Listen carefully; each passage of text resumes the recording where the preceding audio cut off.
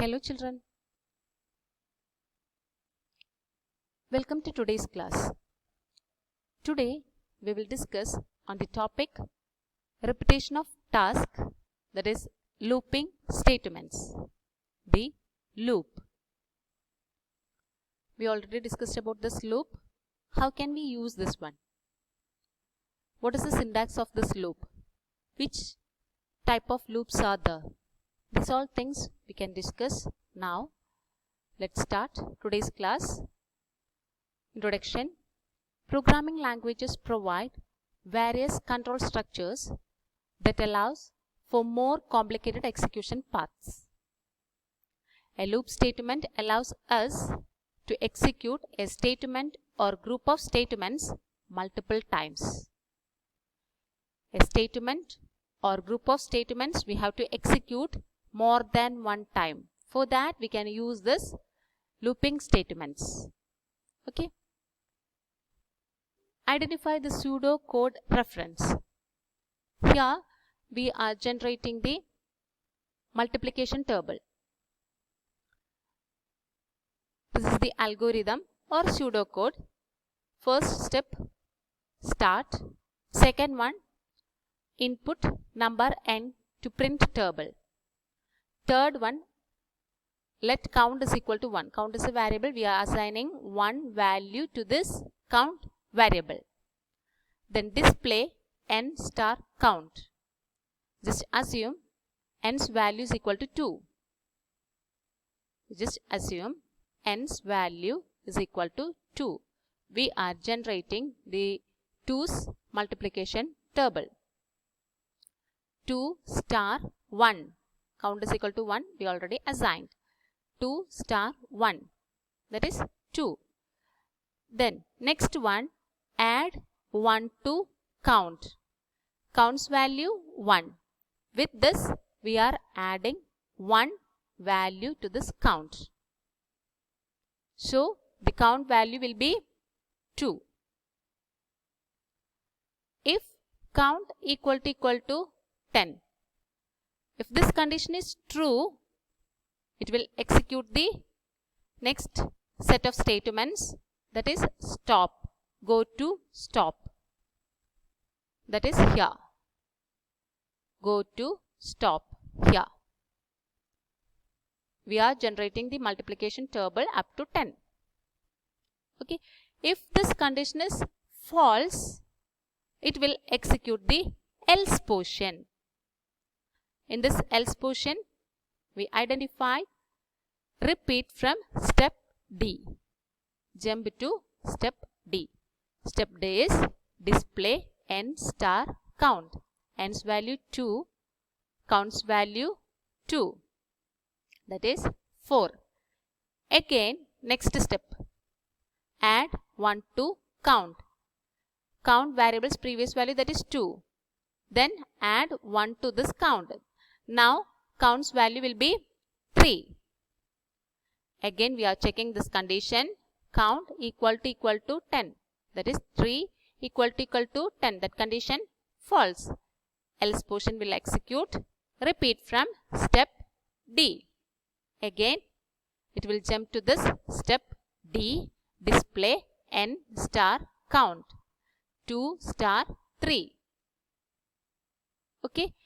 Next one, add 1 to count. So count's value will be 4.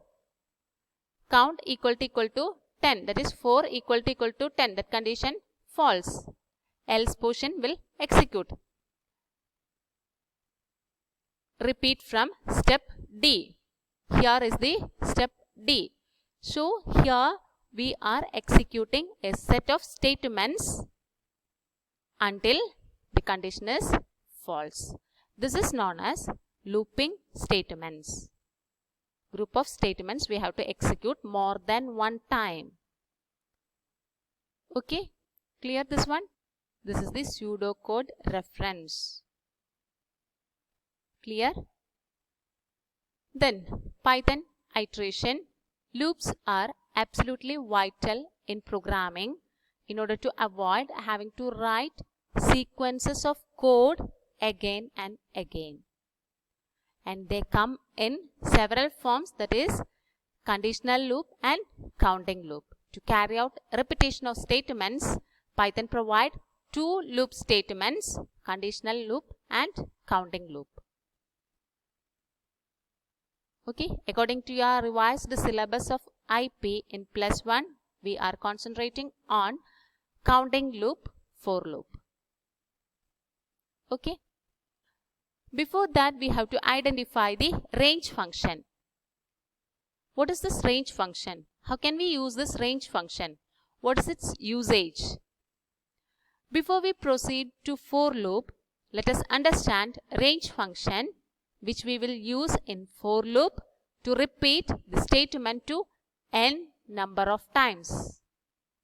The syntax of range function is range. Within this parenthesis, we can specify the lower limit, comma, upper limit, start and stop values.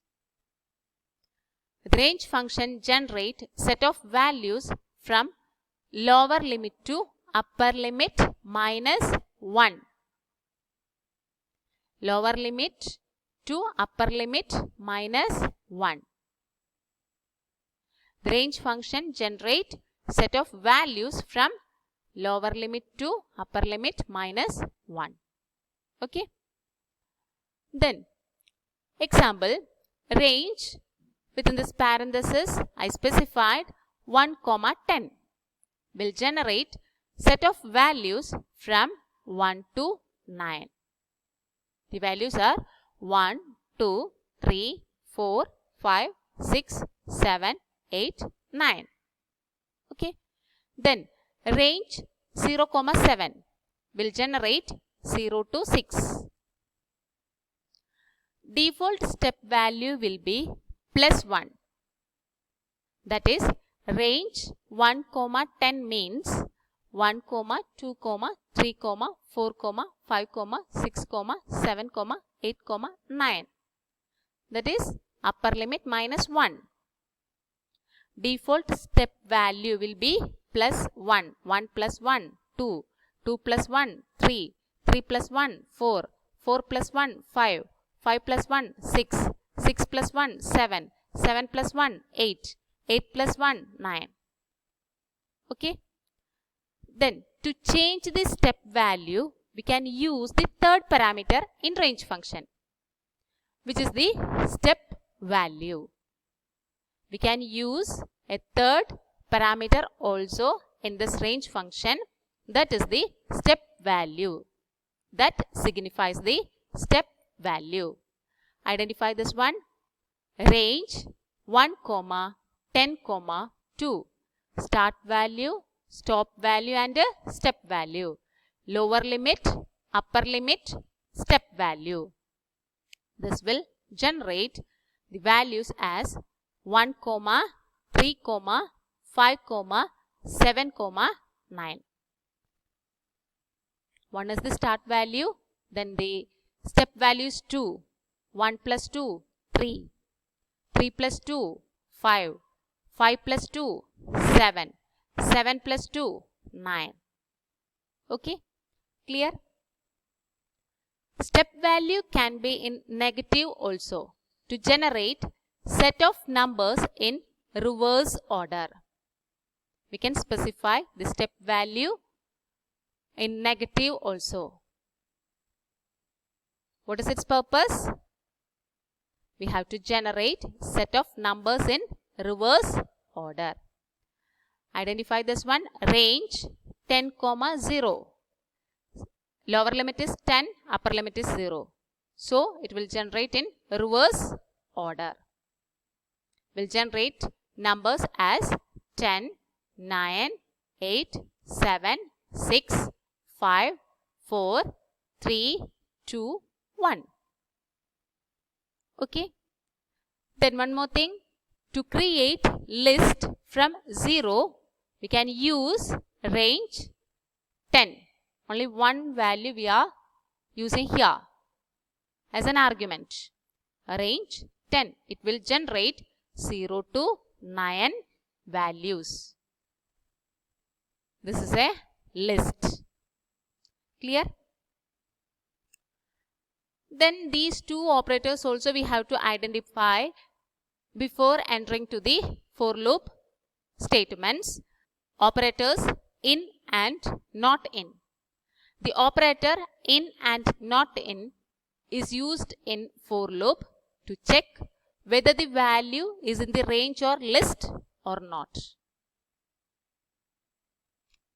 Whether the value is present in the range or list or not. Example, check this one, 5 in list. This is a list. 1, 2, 3, 4, 5. This is a list. 5 in list. Automatically, the in operator identify this 5 is present in this list. We will get the answer as true. Then 5 in 1, 2, 3, 4. 5 is not present in this list. So, automatically it identifies the result as false. Then we can apply these all things in strings also. A in apple. A in apple. That is true. Then national in international. Yes, that also true. Okay. Just identify this program. Program to check whether any word is a part of sentence or not. First, we are reading one line. Line is equal to input. Enter any statement or sentence. Then, second, we are reading a word. Word is equal to input. Enter any word. Then we are checking this word is present in this line or not. For that, we can use this in. If word in line. If this condition is true, it will execute print yes, word is a part of line. If this condition is false, it will execute the else portion, print no, word is not part of line. Okay, in and not in. Before entering to this for loop or looping statements, you have to identify this operators in and not in, then range function also. Then only we can use these all operators and range functions in our for loops. Okay, clear? Okay guys, I hope all of you understood about this. These all are very easy topics. Study these all topics in an effective way. The notes of the topic is attached. Take down the notes and learn it. A test paper is also included. Submit your answers as soon as possible. That's all for today. Take care. Thank you.